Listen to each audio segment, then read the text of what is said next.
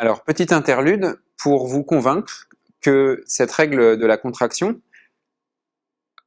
qui, on l'a vu, était inutile pour tous les connecteurs propositionnels de la logique classique, vous convaincre donc qu'elle est absolument nécessaire pour les formules quantifiées existentiellement.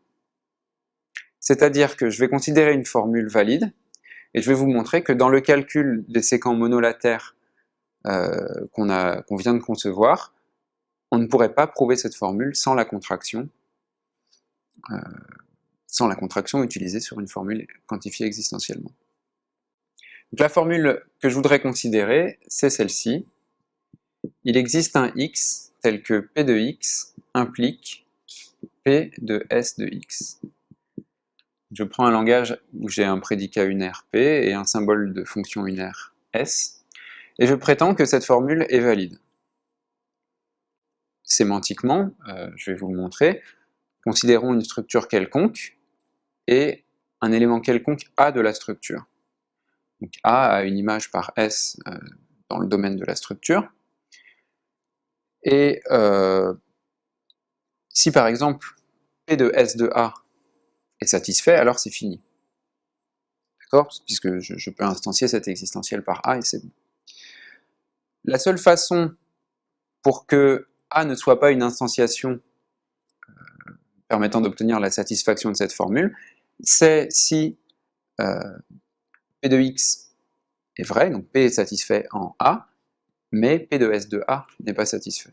Mais dans ce cas-là, si P de S de A n'est pas satisfait, alors un instanciant x par S de A, l'image de A par S dans la structure, et ben j'aurai la satisfaction puisque faux implique n'importe quoi. Peut-être que vous ne m'avez pas suivi, et c'est en effet un petit peu compliqué. Cet argument n'est pas très intuitif, mais c'est pas grave, puisque de toute façon, on a un système de preuves qu'on a montré correct, et je vais vous montrer une preuve de cette formule dans notre système de preuves, ce qui sera une autre façon de s'assurer qu'elle est valide.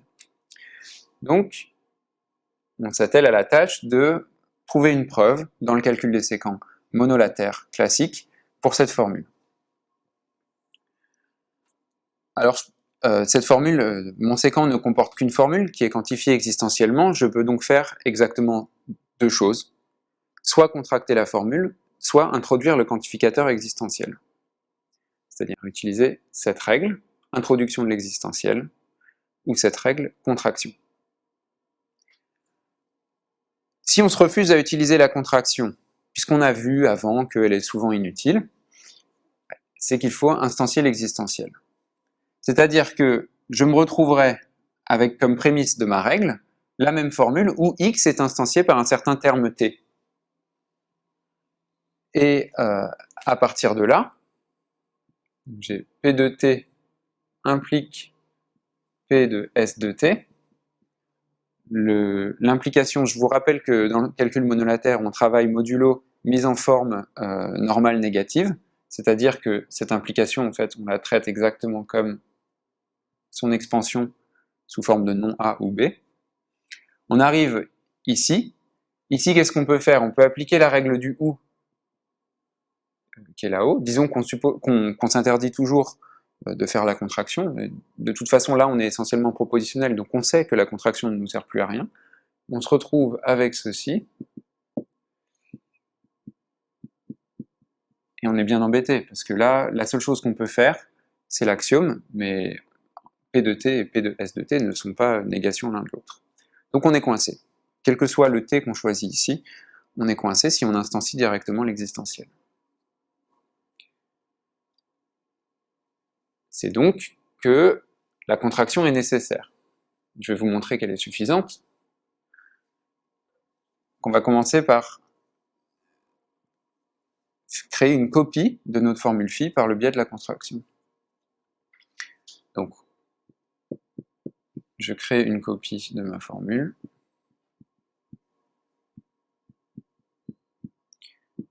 Phi. Donc j'ai deux fois phi. Pour la première instance de phi, j'introduis le quantificateur existentiel en choisissant un certain terme quelconque, appelons-le A, comme dans mon argument sémantique tout à l'heure. Voilà. P de A implique P de S de A. Et pour ma deuxième copie de phi, je vais choisir S de A.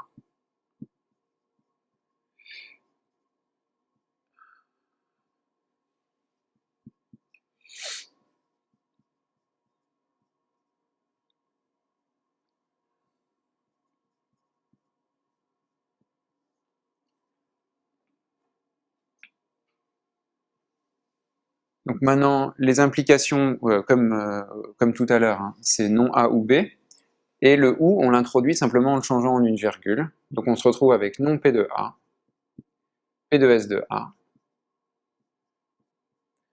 non P de S de A,